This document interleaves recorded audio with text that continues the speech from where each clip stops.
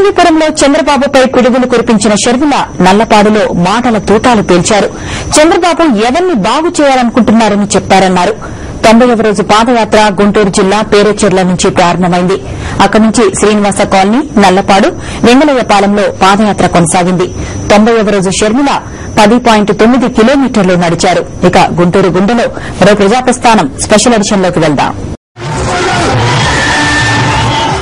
చంద్రబాబుకు ప్రజల కష్టాలు కనబడటం లేదన్నారు షర్మిల. చంద్రబాబు పాదయాత్రను కళ్లు ఉండి చూడలేని గుర్రంతో పోల్చారు. 3 సంవత్సరాలుగా మన రాష్ట్రం ఎంత దుస్థితిలో ఉందో కూడా కనిపించడం లేదు.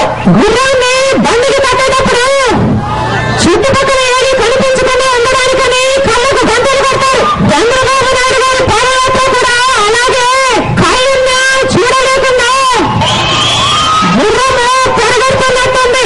నడుస్తున్నది చంద్రబాబు నాయుడు గారైనా బండిని నడిపిస్తున్నది కాంగ్రెస్ నాయకులు. రాష్ట్రంలో ప్రతి ఒక్కరూ ఈ ప్రభుత్వం వద్దని ఏకవచనంతో పలుకుతున్నారన్నారు. చంద్రబాబు నిస్సిగ్గుగా ప్రభుత్వానికి మద్దతు పలుకుతున్నారని చెప్పారు. ఇప్పుడున్న సమయంలో అన్ని పార్టీలు ఒక్కటయ్యాయి. చంద్రబాబు నాయుడు గారితో సహా ఈ ప్రభుత్వానికి వ్యతిరేకంగా అవిశ్వాసం పెట్టి ఈ ప్రభుత్వాన్ని గద్దె దింపాల్సిన సమయం. కానీ చంద్రబాబు నాయుడు గారు ఈ ప్రభుత్వానికి అందరూ నిలబడ్డారు. మరి చంద్రబాబు నాయుడు గారు ప్రజల పక్షమా, పాలక పక్షమా అని అడుగుతున్నాం. అసలు చంద్రబాబు నాయుడు గారు ప్రతిపక్ష నాయకుడా లేదు పాలక పక్షంతో చేరిపోయాడా అని అడుగుతున్నాం.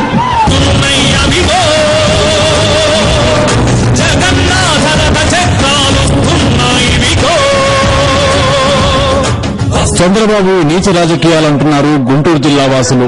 పాదయాత్రలో కాంగ్రెస్ ను తిట్టే చంద్రబాబు ఇప్పుడెందుకు అవిశ్వాసానికి మద్దతు ఇవ్వడం లేదని ప్రశ్నించారు.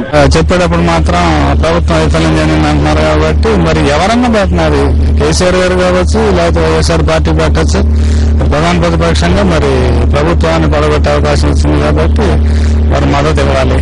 ఇవాళ చంద్రబాబు నాయుడు అవిశ్వాసం ప్రతి ఒక్కరు ప్రతిపక్ష నాయకులు కానీ తోక పార్టీలు అని చెప్పేసి వాళ్ళమ్మ నేనెందుకు పోవాలి, ఏంటి నాకు అవకాశం వచ్చినప్పుడు నేను పెడతానంటే ఇతని మీద కేసులు లేకుండా చూసినప్పుడు పెడతాడేమో. అప్పుడే అవకాశం అంటే ఈయన మాట్లాడితే సీఎం దద్దమ్మ సీఎం, ఆ సీఎం ఈ సీఎం అని చెప్పేసి ప్రగల్భాలు పలుకుతున్నాడు. మరి ఈ దద్దమ్మ సీఎం దించొచ్చుగా. ఒక 20 సంవత్సరాలు వెనకపోయే విధంగా మన కిరణ్ కుమార్ రెడ్డి గారు పరిపాలన ఉంది.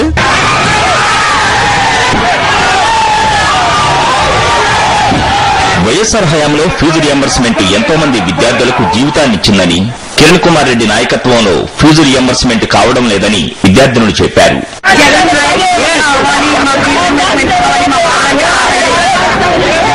ఇక ట్రిపుల్ పరిస్థితి దారుణంగా ఉందని విద్యార్థినులు చెప్పారు. గ్రామీణ విద్యార్థులను ప్రోత్సహించాలనే ఆలోచనే ప్రభుత్వానికి లేదన్నారు విద్యార్థినులు.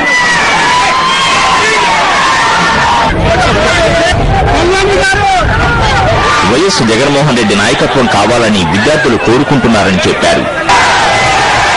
కుట్రలు కుతంత్రాలను ప్రజలు అడ్డుకుంటారని షర్మిల వెంట పాదయాత్రలో పాల్గొంటున్న మహిళలు చెప్పారు.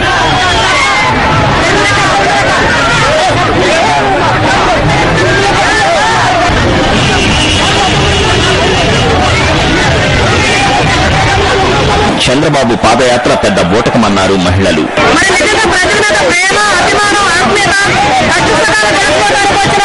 ఒక నాయకుడు కనుకైతే చంద్రబాబు నాయుడు నిజంగా పాదయాత్ర మారుకొని అవిశ్వాస తీర్మానం తెచ్చి గట్ట దించేసి మరి మంచి పరిపాలన, మంచి నాయకుడిగా ప్రజల మధ్య నిలబడమని ఈ రోజు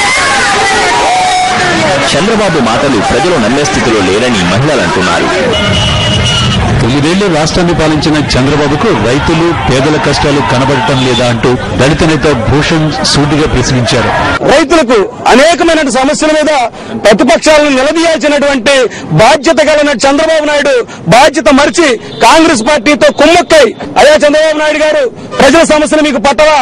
కొన్ని వందల మంది రైతులు మీ పరిపాలనా కాలంలో కిడ్నీలు, బ్లడ్ అనేక విధాలుగా నష్టపోయి ఆత్మహత్యలు చేసుకున్నటువంటి సందర్భంలో మీకు పాదయాత్ర చేస్తున్నప్పుడు ప్రజల సమస్యలు కనబడట్లేదా, పల్లెల్లో సమస్యలు కనబడతలేదా? వీటన్నింటినీ ఇక నుంచైనా సరే రేపు జరగబోయేటువంటి అసెంబ్లీలో మీరు ప్రధాన ప్రతిపక్షంగా ఉన్నటువంటి మీరు అవిశ్వాసం పెట్టి ఈ ప్రభుత్వాన్ని కోల్పోవాలని కూడా ఈ సందర్భంగా నేను తెలియజేస్తాను.